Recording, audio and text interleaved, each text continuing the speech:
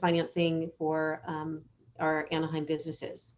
So I would like to introduce, first off, Scott Thompson. He is the Vice President Compliance Officer from American Lending Center, and he will be running through his presentation for all of us. We also have with us special guest Adam Carrillo, Director of Business Development with Sunstone Management.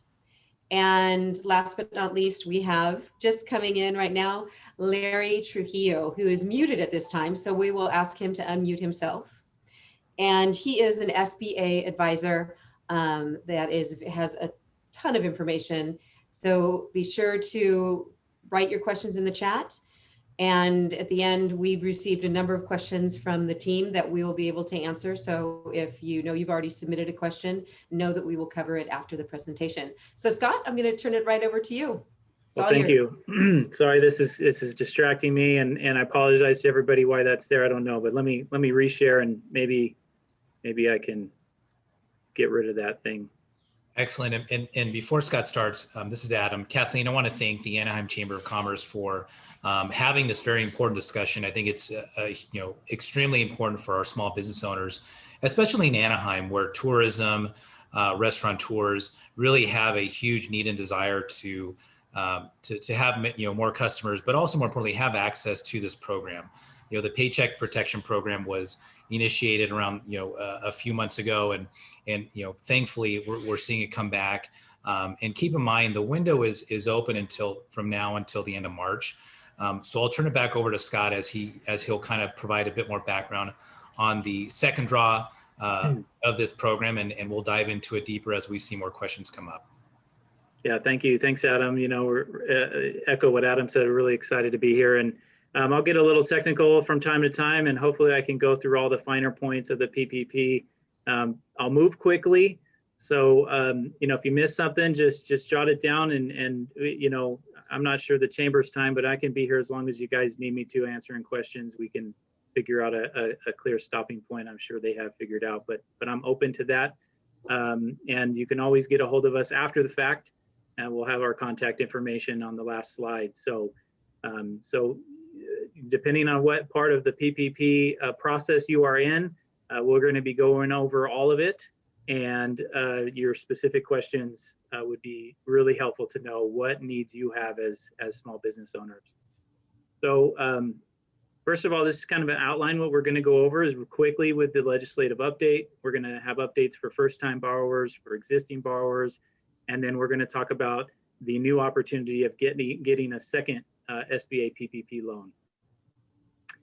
So just so everybody's aware why we're having this call and why this is a really important time for the business owners is that the Congress passed the new HR 133 at the end of 2020 and was signed into law. And that started a new phase of the Paycheck Protection Program for us. And just a couple weeks ago, the Department of Treasury started releasing all the regulations. So this is all brand new, and things are coming out left and right every day. There's a whole new cache of documents coming out from the SBA and the Treasury. So what we're talking about today, just pay attention, and hopefully we've covered everything that's come out, and we can receive further guidance. And like Adam says, we started accepting applications last week, and the program's set to expire on March 31st. So don't wait. This isn't something that's going to be around forever. But for now, we know that we have at least until March 31st to accept applications. And then also, I think it's important too, with American Lending Center, we were actually able to submit to the SBA a bit earlier than the larger banks. So we've already seen a large turnaround of some of those first round of applications come back as approved. American Lending Center is a premier SBA partner. I mean, it's one of those things where we work day in and day out with the SBA and also our borrowers to ensure that I think their expectations are clearly defined so that they understand the process, and more importantly, if things do come up, that we're standing there right there with them, with the borrowers to help. Especially, I think a lot of individuals may realize in the first round, it could have been very challenging to reach somebody at the bank to actually talk to. With us both in the first round and also this time, you'll have a direct contact to reach out to, so that if you do have any questions at any time, you'll be able to reach somebody directly to answer and mitigate those questions or concerns. And we also have an incredible relationship with the SBA, as Adam mentioned. So we have a network established that allows us to speak directly to some individuals there as well. Great, thanks guys. It's really important to know that you're in good hands. This was a program that was filled with, and continues to be, a lot of angst and issues with borrowers and business owners. And you know, we're going through those growing pains again in the second round, and we're here for you. So so let's go ahead and start for any borrowers that have not received a PPP loan. It's important to remember that if you're a qualified business and you missed out last year for whatever reason, that you are now able to go ahead and get that first PPP loan. So again, anybody that was qualified last year still remains qualified. The good news is that there's expanded the eligibility to include more business types. That includes 501c6s, some housing cooperatives, or some destination marketing organization, TV, radio stations. So they actually expanded the eligibility criteria to include even more businesses. So if you were told last year you weren't eligible, it might be important to take a look at that and see if maybe you're part of some of those groups.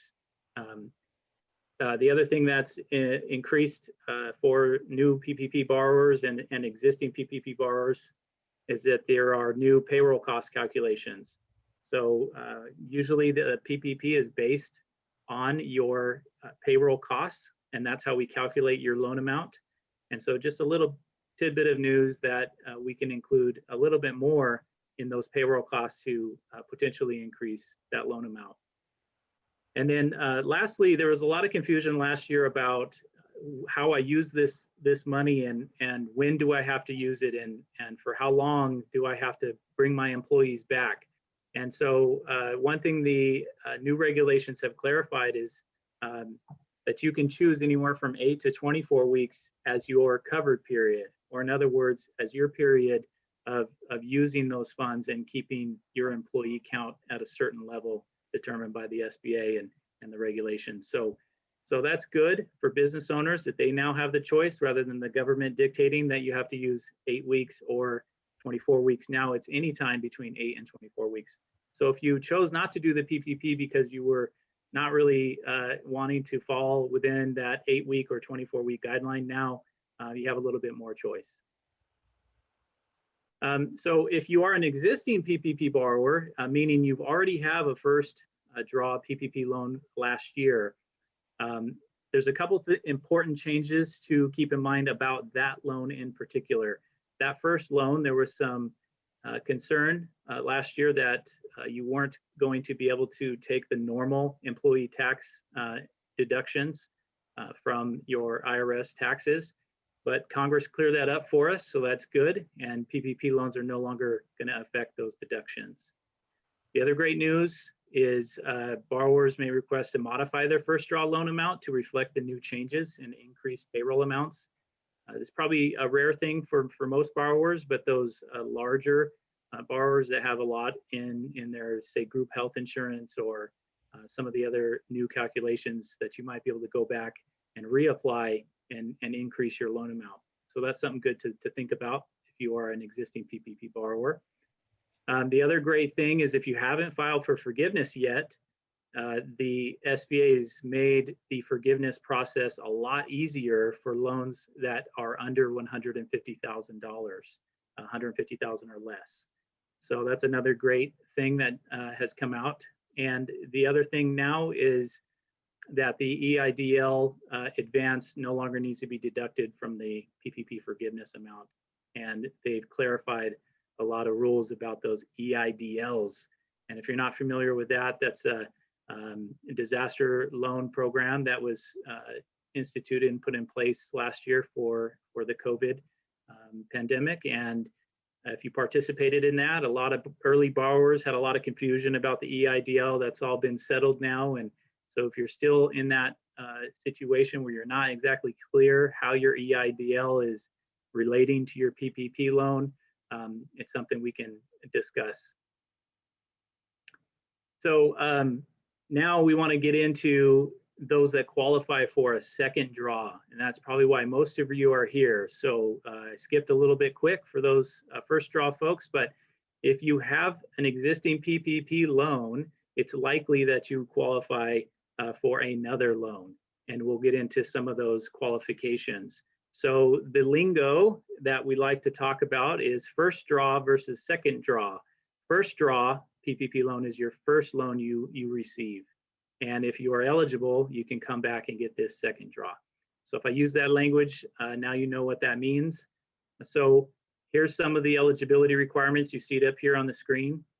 First and foremost, in order to be eligible, you had to have received your first draw PPP loan and used the funds by the time your second draw loan is funded.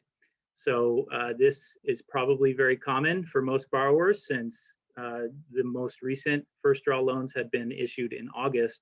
I would hope that most of you have already used those funds and now are ready for that second draw loan. The other qualification is that they lowered the threshold on your second draw loan from a 500 employee cap to a 300 employee cap. So if your business is over 300 employees, you would not qualify for that second draw PPP loan. So there may be some companies that are in that window between 300 and 500 where you qualified for the first, but you may not be qualified for the second. And we can go over that employee cap, but essentially that's a straight head count of employees, and we can look at your 2020 averages and see if you are going to hit that 300 employee limit.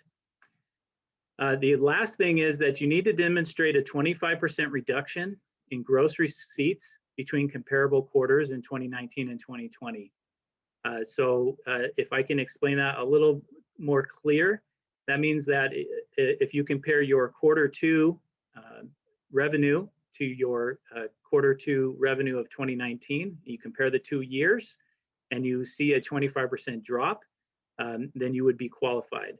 So it's any quarter in 2020 compared to the same quarter in 2019.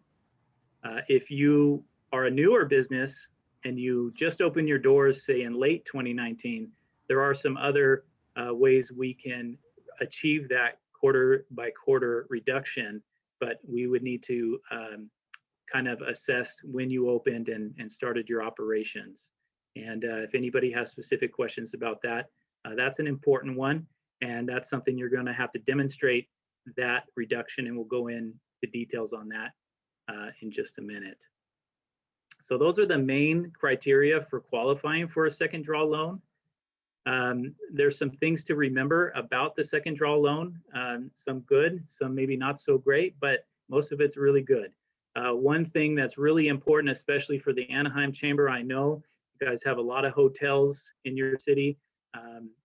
I myself venture down there often and enjoy those hotels.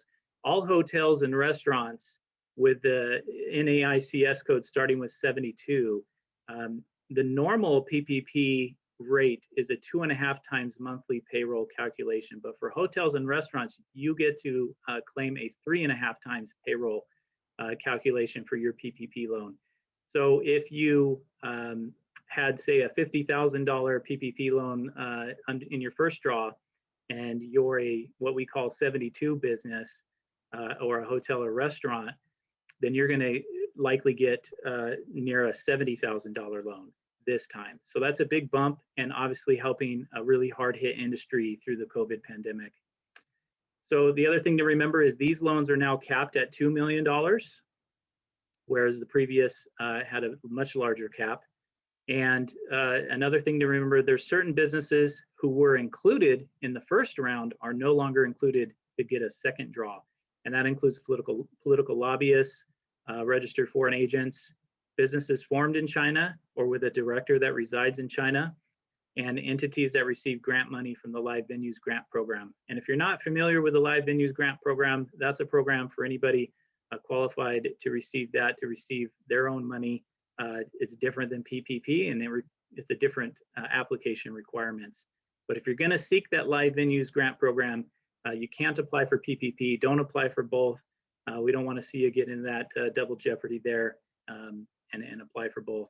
And then businesses that are permanently closed cannot seek this second draw loan. So if you have any questions about those situations, or you're unsure, those would be good questions for us after the meeting to get a hold of Adam or Larry or myself and see if any of those pertain to you.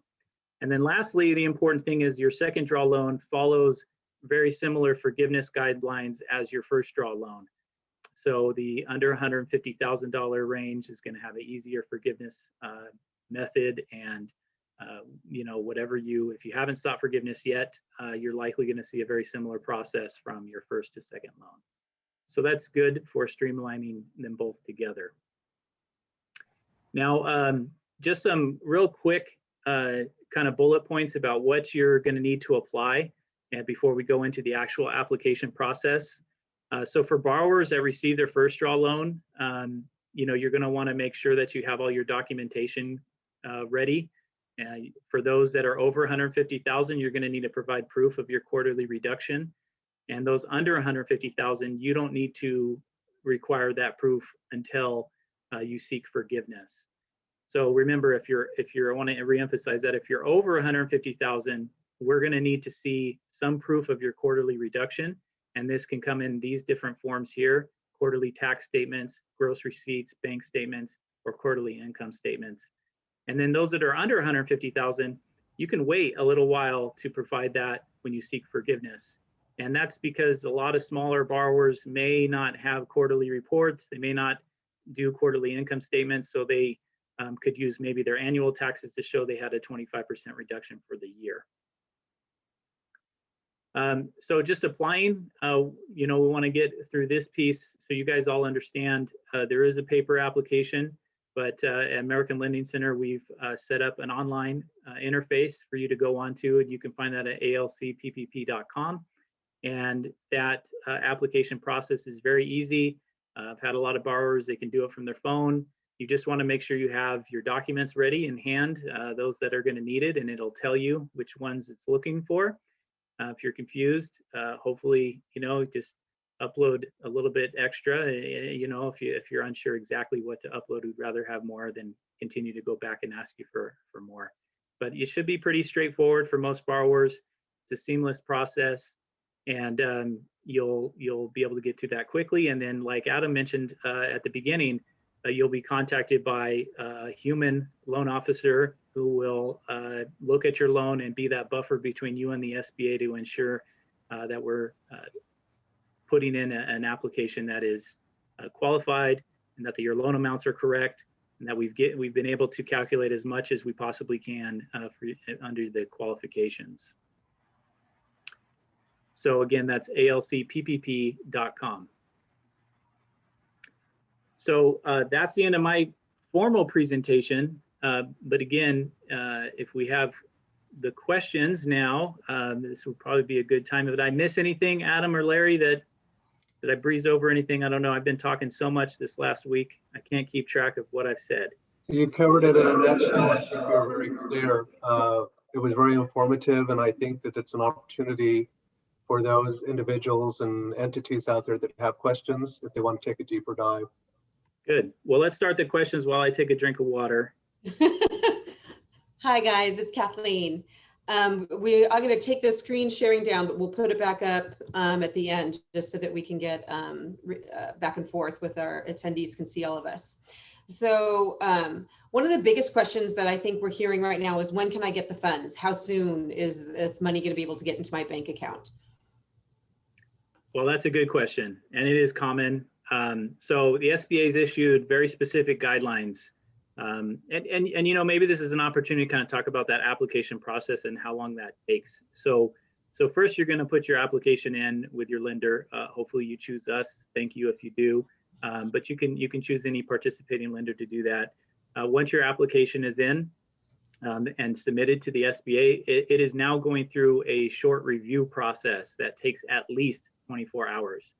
Last year, the SBA was doing instant approvals. This year, they are holding on to those loans a little while to make a decision on them. And so most of our borrowers are experiencing a 2 to 3 day turnaround for that decision to be made.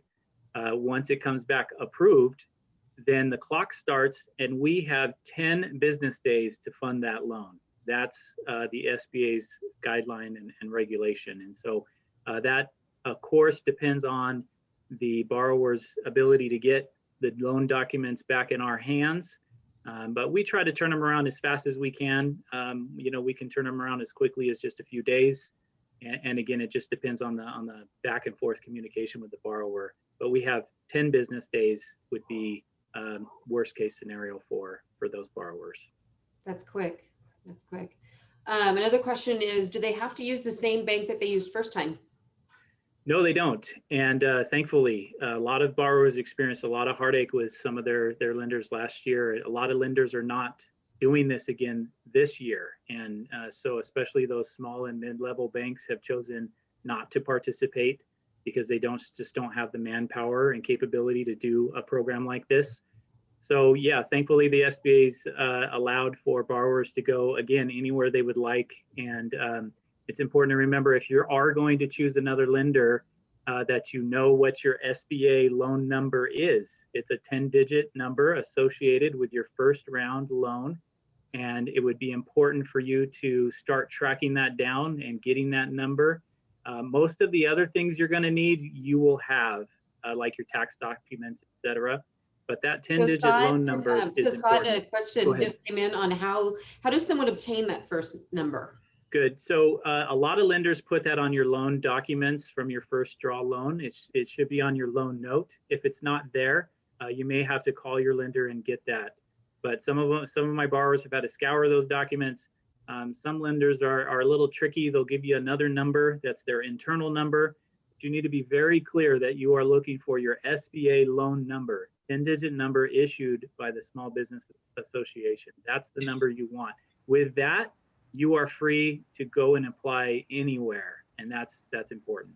And kind of picking off that comment too, something else that we found helpful with some of our borrowers when they do contact their bank that issued the first draw.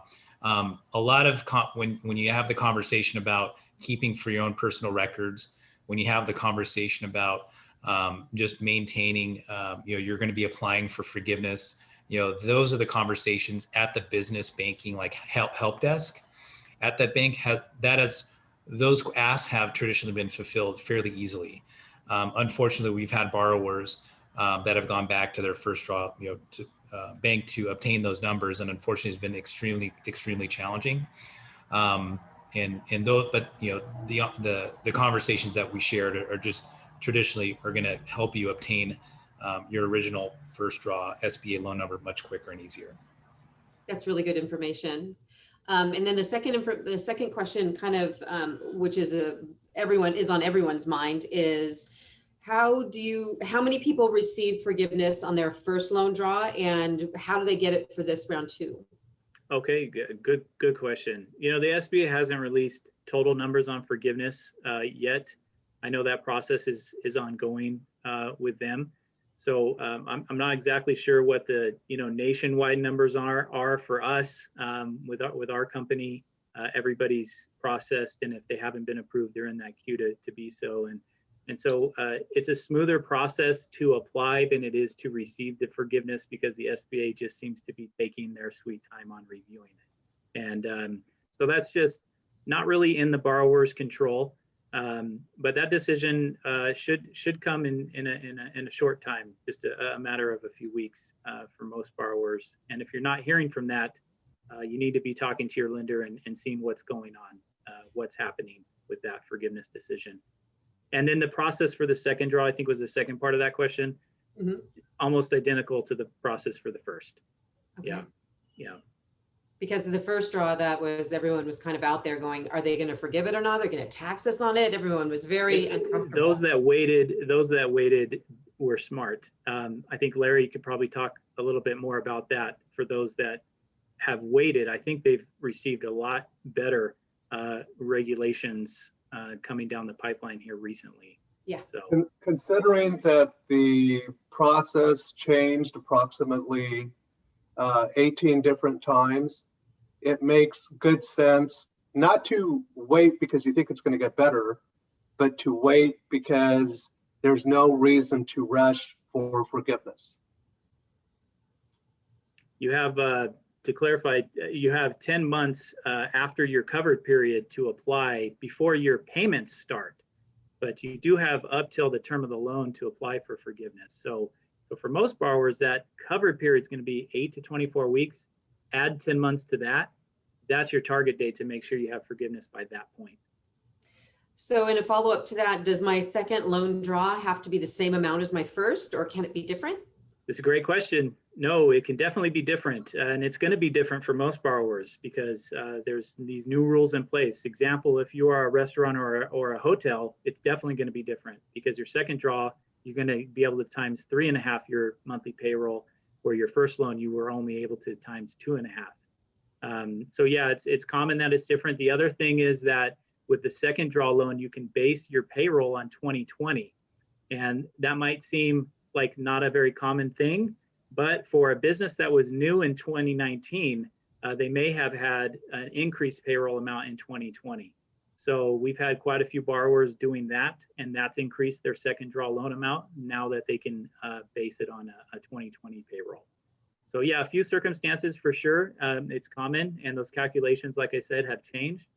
There's a few other little things you can include now that weren't part of the program back in April last year. And maybe you don't want to go back and redo your first draw loan because it's not enough to bother with, but those will be included in your second draw loan. So yeah, very common to have different amounts. Fantastic. So this is a teeny bit of housekeeping, but are these slides going to be available to our attendees? Is that? I'll send it to you and you can send it to whoever you'd like. Yeah, you already have it, I think. I don't think I've made corrections to it. But I'll send it out to the list of the people that have joined us and that are on the other side of the computer screen tonight. So I'm going to go down. There's some more questions that are coming in through our chat feature. There's a Q&A box that you can use, and I'm just going to rattle off the ones that are coming here first. What steps are Kathleen, I Yes. do want to say one thing. Sure. I want to indicate that if you're going to share the information, one thing that all of these individuals that are participating today can appreciate is that our contact information is on there. So they could reach out directly if they don't understand something. That is so important. And you guys have been such a great crew that we're really appreciative. The Chamber is so thankful for you guys and for our membership. So I'll just throw this out there, and whoever wants to take it, it's yours. What steps are in place to reduce the amount of fraudulent or unnecessary loans that happened in draw one? That was unfortunate. yeah, Larry, you should take that one. So the steps that are in place is one of the things that you heard Scott mention is there's a new process in how the SBA is accepting these loans. And the reason they're doing that is for many different reasons, not just to make sure that they don't jam the system in the upfront beginning process, but more so because they want to make sure that it meets all of the conditions, that the expectation is that these financial institutions are reaching out to the respective communities, the various ethnicities, to women business owned operations. So they're taking a much closer look in the beginning. What are they putting in place to ensure that there's no fraud? There isn't any foolproof process in place, but they are doing is they're taking second review seriously. Good. Glad to hear it. There were some really eye openers in that first round. But... And that look that they're taking is causing a little delay, like I mentioned before. And you know, the SBA, in order to do this, has had to develop a brand new application system, and they've had a very short period of time to develop that system. And so we do have borrowers that are experiencing some issues as we try to get these loans through. You know, technical problems that the SBA is just simply not recognizing things, et cetera. And so you know, I would offer that to your borrowers as well. Those, your members, is to ensure that they know this may not be a smooth process for everybody, but hopefully we can get through some of those kinks and get get their loan done. But that's part of that review process. It is new. Good, good. So thank you, Scott. So I'm going to take, this is directed from one of our hoteliers. And a lot of the hotels have been in somewhat, they've been closed to the public, but have been in different operations of Project Home Turnkey with the California Governor's Office for the Homeless, or they've been using it to house people that have had COVID, a lot of different things. But they want to know that if they're currently closed, but still have employees and they are taking these special reservations, would they still qualify for being in operations, but they've been closed since last March? Sure sounds like it to me. I mean, I think that passes the smell test just fine. What do you think, Larry? They're absolutely earning income from operations, because whether they're getting it from an individual or they're getting it from the state, they're in operation, and we could justify the opportunity to approve them if they meet all the other parameters. Good, good. That's good to hear. This is coming from one of our members. If they haven't filed for forgiveness for their first loan, can they still apply for the second? Yes. Easy answer. Yep. There definitely. We go. Yeah. Fantastic. If you received a $150,000 loan and forgiveness for all but $13K, are you eligible to apply for a second draw? Yes, there's no requirement that you have to have full forgiveness on your first draw loan. So the same eligibility requirements apply that we mentioned to everybody. It has nothing to do with your first loan status. The only situations is if the SBA is still reviewing that first loan, which they kind of have some random reviews that they're doing, and hopefully that process goes smoothly. But that doesn't pertain to your forgiveness at all.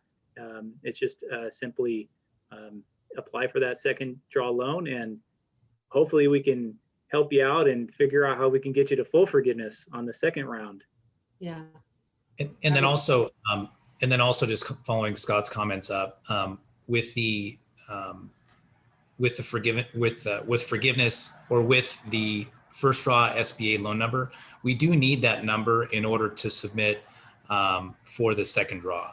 So that's one of the things where, that number is very important, and it's also, unfortunately where we have some borrowers come under some challenges in obtaining that number. It's pivotal to applying for your second draw.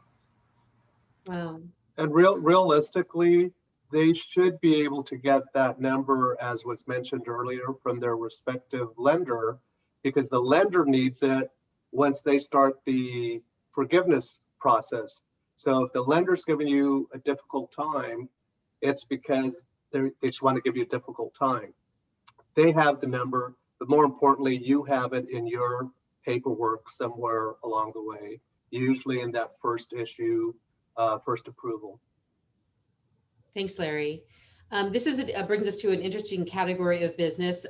Someone is asking that VBROs or Airbnbs, the short-term rentals, that line of business, if they weren't granted a loan the first time around, has anything changed? Can they come in at this round too? Yeah, unfortunately, nothing's changed for them. So yeah, that's a frustrating thing. It's a landlord is a category that they just simply have not allowed to take advantage of this. So that's something. Yeah, unfortunately, short answer, no, it hasn't changed. It's considered passive income. That's not allowed. Interesting. So this question is. But you know what? But you could be. So let's take a step back. Mm-hmm. You could also, if you're a property management company, let's say you have 3 or 4 properties, and you have 2 staff that manage the operation for you, then it's a company. It's not passive income.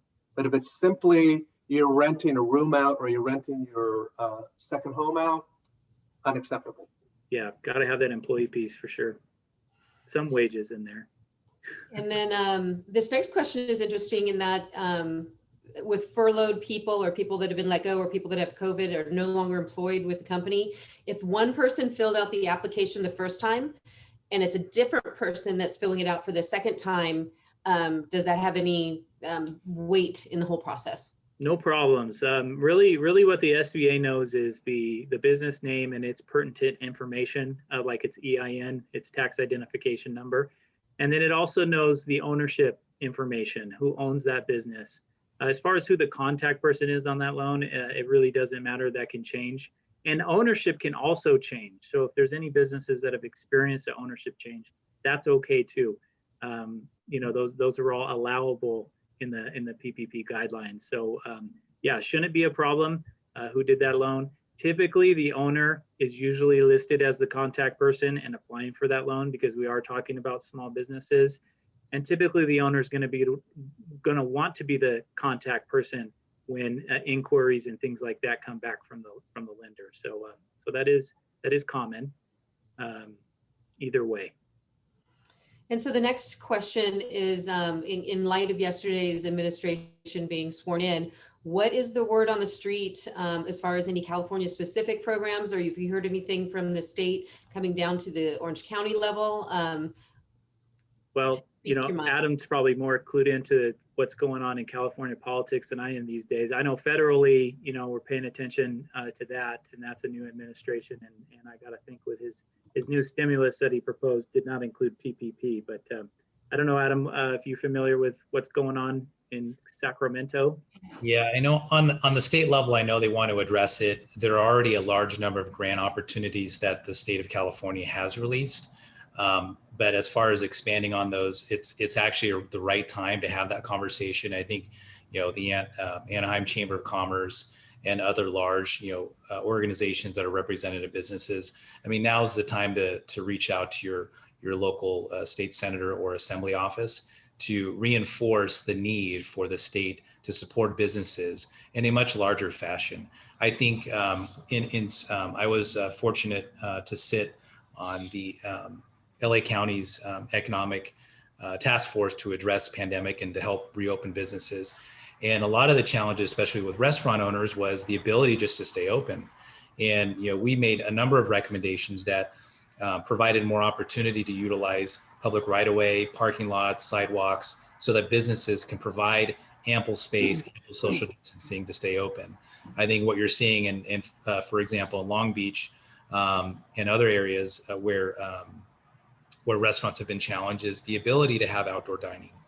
And I think you're going to see more of that come through. But it comes down to, I think, advocacy groups and individual business owners reaching out to your local state Senate office and assembly member office just to repeat those recommendations and requirements. Because I think when you start looking at COVID and the pandemic and how the state has addressed it for business owners, but also the immunizations coming online, there has to be some balance and just the ability for, I think, all of us to be proactive and just voicing our concerns, but more importantly, bringing solutions to the table. I think that's what's really key, because now is the best time than any. I mean, the state Senate is and Assembly is just getting back into session, and these are the times to introduce new legislation that can have a positive impact for our businesses here in the state.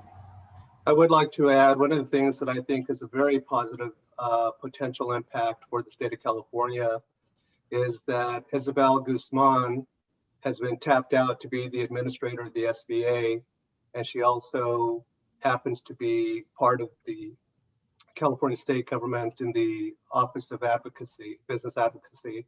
So that lends itself for some good visibility for California going forward.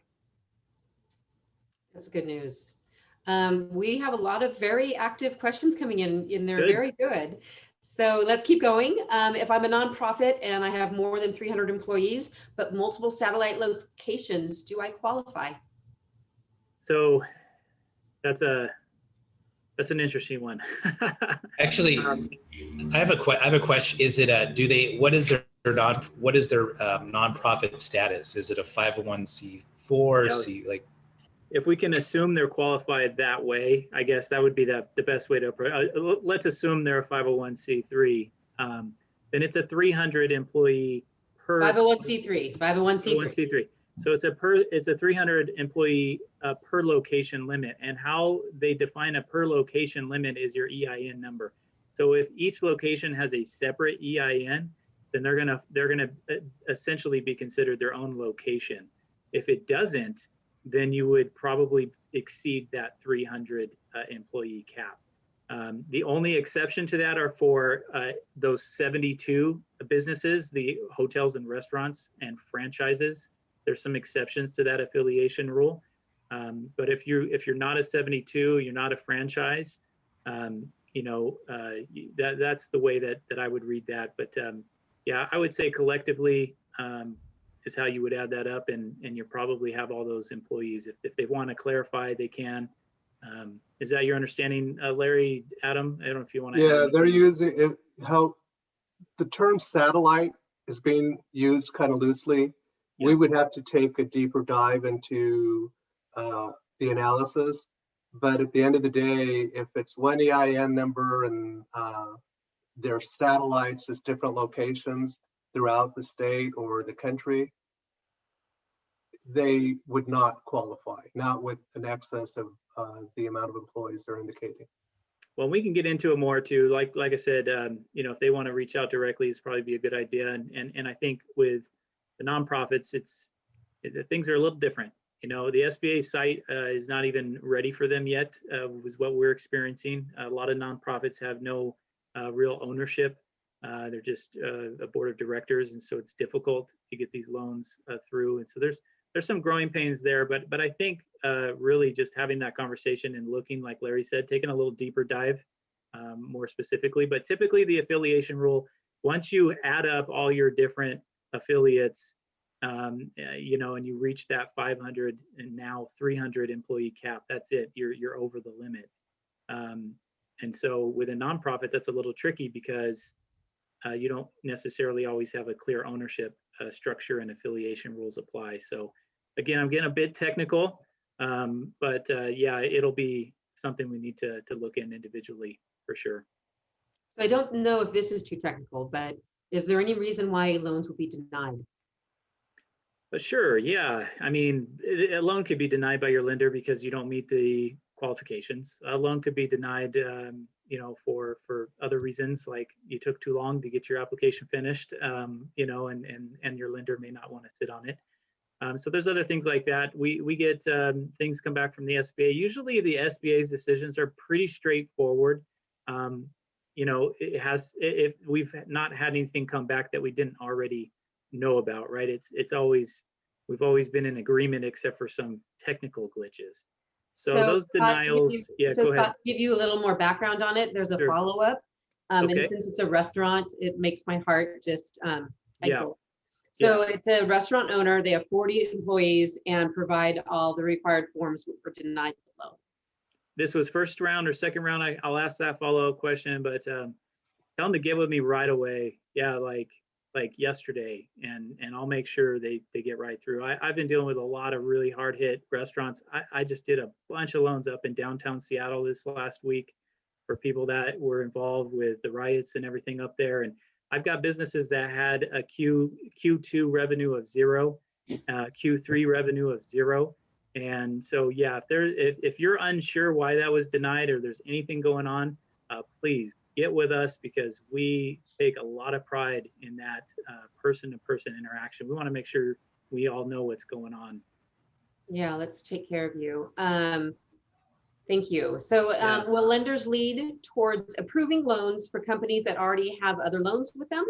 Kind of favoritism, or have you heard this happen, or was that speculated last time?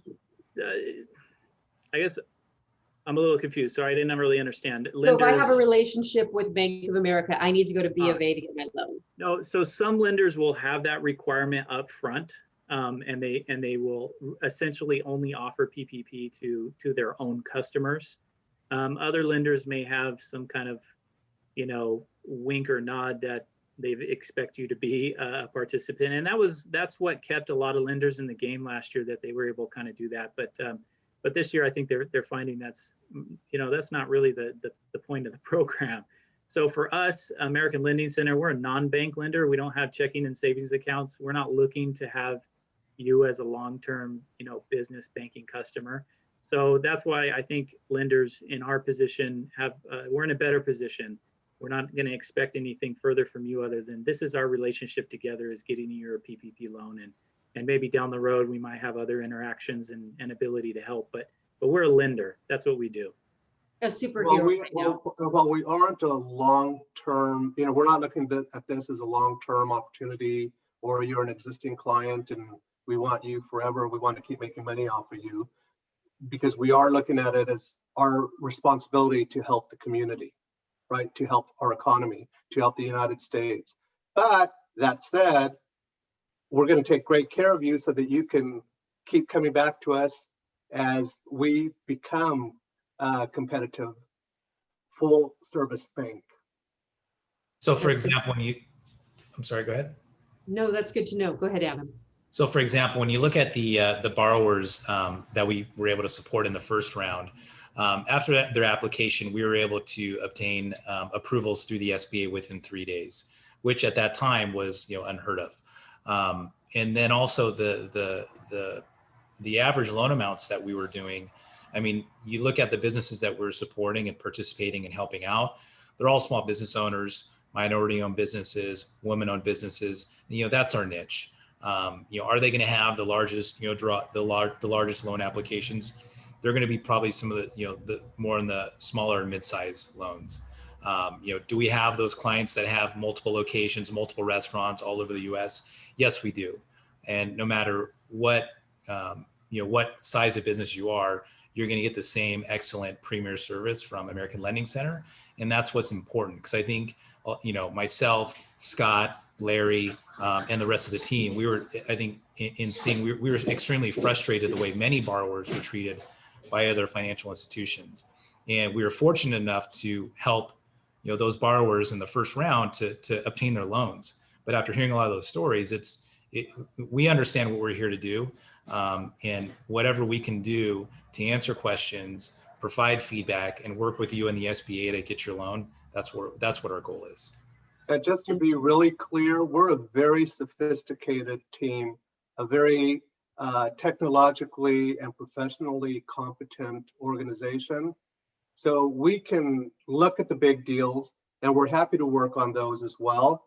But 88% of the approvals at ALC last time around went to women and minority-owned businesses. You can tell we're passionate about it. We all live and breathe this, and we have our whole lives. Most of us here, I think all of us. So I speak for Adam and Larry. I mean, Adam's been working with a lot of small businesses and helping the economic development in Southern California. Larry's used to work for the Small Business Administration, and he's passionate about small businesses. I grew up in a home where my dad worked in the Small Business Administration and it was an entrepreneur himself. And we all just have this passion for helping the little guy, get what they deserve and have a good foot in this world. And that's kind of what we do. And especially those women and minority owned businesses, just so critical. And if they rely on those big banks and they don't want to give them any help and they're not getting the answers they need, you need to talk to a group of people like this that are just really passionate about getting them some help. Absolutely. So I believe, we're hearing in the chat right now, good information, and a thank you to all of our panelists. Is there any more questions out there does anyone want to throw our way? I do want to add one more thing. Mm-hmm. We are passionate. Scott is right. We love small business, and we don't only love small businesses that speak English. We love small businesses that speak multi languages, and we have the capacity to help in multi languages. So, everyone out there is looking for encouragement and knowing how to get through these times. On a side note, Chris is a part of our office and has done some projections, and we're hoping to get our economy back on track, hopefully by mid-year. And if you're in a position where your business is struggling, I highly recommend you, our membership, to reach out to Scott, Adam, Larry. These are experts and professionals in their fields. Share their names and their contact information with your friends and family and help them like we need to help each other as a community come together so we can get through this pandemic and come out the other end stronger for Anaheim and Orange County and the nation. So Scott, Adam, Larry, do you have any final words for tonight? I'll leave it to Adam. I just want to, Kathleen, I just want to thank you and the Anaheim Chamber of Commerce for hosting this discussion. Again, it's one of those things where the need to act is now. The sooner that you're able to start your application, whether it's with American Lending Center, we hope, or with another bank, at least start that conversation. Because many times, especially with small business owners, we're there to help and walk them through that process, because it can be challenging at times. But again, it's one of those things where we want to be able to have the ability to start that conversation sooner rather than later. Right now the program is slated to end, at the end of March. Again, we're about to get into February here in another week, but I'm glad that the chamber is recognizing the need and importance and is facilitating these conversations, because I don't think it's just a one-time webinar. I think it's an ongoing question, because I think, as Larry mentioned earlier, a lot of the programs and policies may evolve, and we're right there in that evolution. For example, our team, we have a team in Washington, D.C. that actively tracks all of the federal legislation that's coming down the pipe specific to SBA and small business owners. And we were able to work with them throughout this entire process to understand how the program will probably end up and be enacted. But also, again, as it starts evolving and changing, we're able to see a lot of those changes on the horizon. We're able to prepare for that, especially right now with the Biden administration.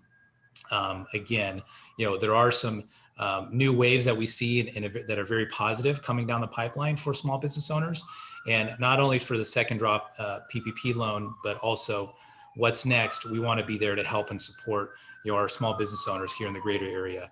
And if you have friends, or if sometimes some businesses are located in other states, or they have multiple locations nationwide, we are licensed in all 50 states in the U.S. We do we do loans actively for the SBA in all 50 states. So you can start your application online at our website. And again, if you have any questions, you can always email or reach out to Scott, Larry, or myself. So Adam, I heard the sirens in the back of your, as you were speaking, and just wanted to send out some positive thoughts for whoever was in that ambulance. And Scott, hey, why don't you, I'm sorry, Adam was speaking. Scott, why don't you throw up your main screen of your deck, if you'd like, that will show the contact information for all of you before we leave tonight. There we go, Adam, Scott, and Larry. And I will send out, everyone that was on this call will receive this, so you'll have it in paper form as well as email.